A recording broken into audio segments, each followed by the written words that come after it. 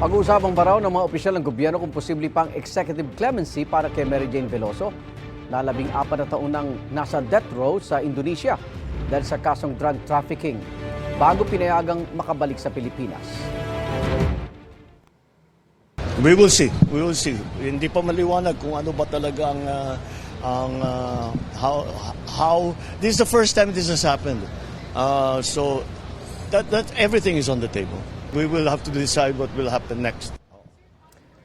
Basta raw malinaw ayon kay Pangulong Bongbong Marcos, ligtas sa parusang bitay si Veloso. Paliwanag ng Department of Justice dahil sa pagpayag ng Indonesia na mapauwi sa Pilipinas si Veloso, papayag na rin ito na mapababa pa ang kanyang sentensya sa habang buhay ng pagkakakulong dahil hindi pinapayagan ng death penalty sa bansa. Ang abogado ni Veloso sinusulong na mabigyan ng pardon o absolute clemency si Veloso. Yung kaso ni Mary Jane in Indonesia, tapos na, legally.